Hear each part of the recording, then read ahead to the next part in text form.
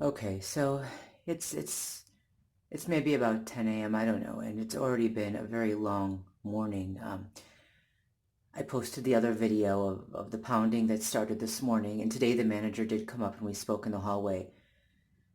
And first she said she thought it was coming from no. First she said that she thought someone might be putting carpeting in on another floor on, across the hall.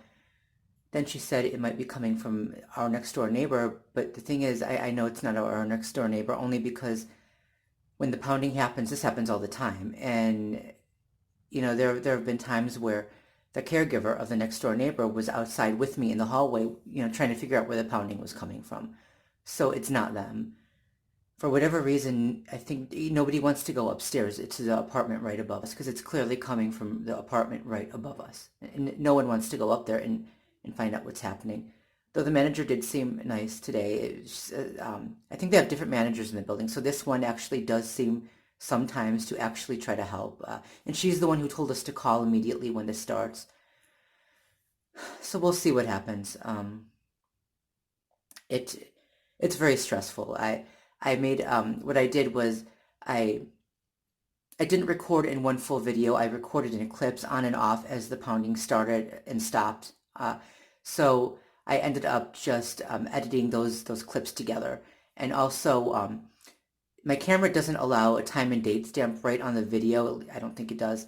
So what I did is there is a time and date that comes with it. It's on it's a screenshot of where you swipe up and there's the time and date. So I did that and I took a screenshot of each clip with the time and date, and that's going to appear after each clip. So that's what I did.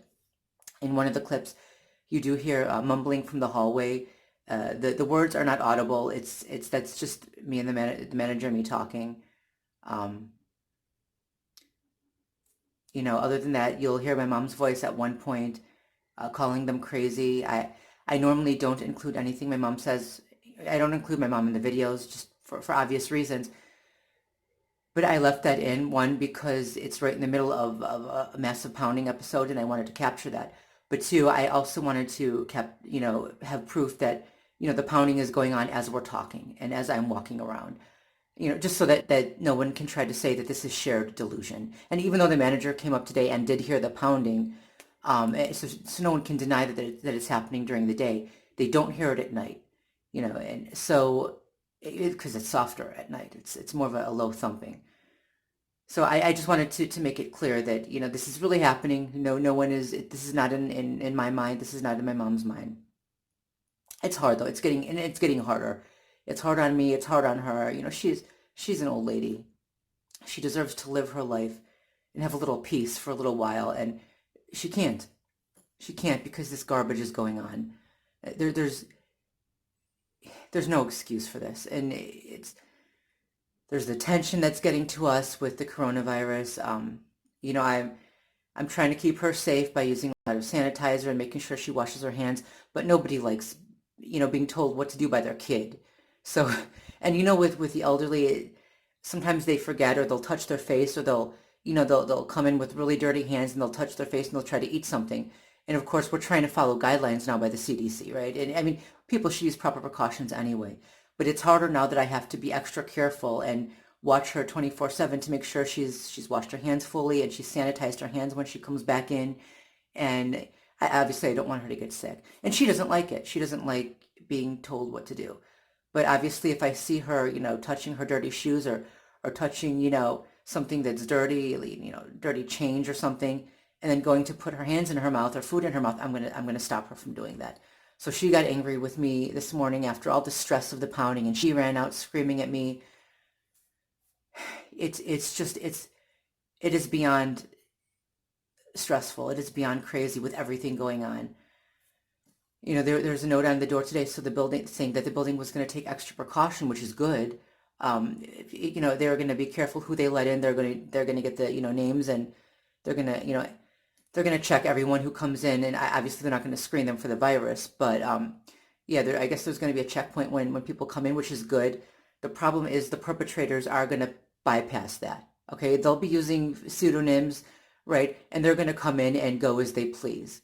So, when it comes to a crime like this, organized stalking, the criminals are going to get in no matter what, right? The building said, there was another note on the door, a few days ago, talking about how visitation should be delayed or put off if it's not absolutely necessary, for people coming in here because there are seniors here. So just to keep everybody safe. Well, the perpetrators are just going to come in. That's what they do. They've never been stopped before. There's security here before, and the security lets the criminals right in. So what's going to happen is they're gonna let the criminals in, but they're going to stop decent people probably. You know, I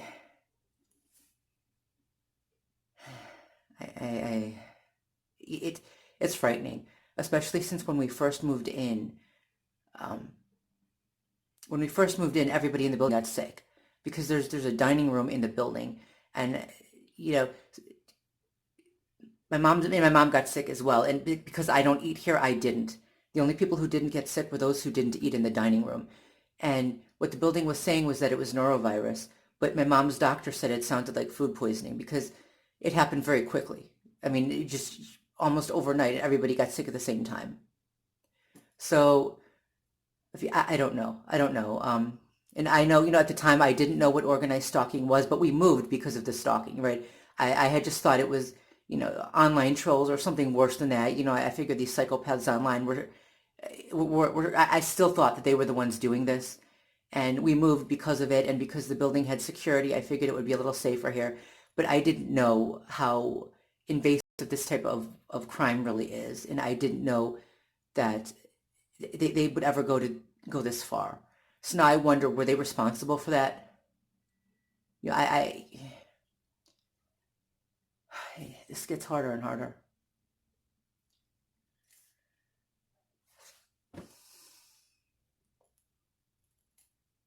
What can I do? Can I leave society? If this is going to happen, if they're going to start causing trouble for people everywhere I go, do I have to leave society to keep people safe? I don't know. And how do I take care of my mother? I am so tired.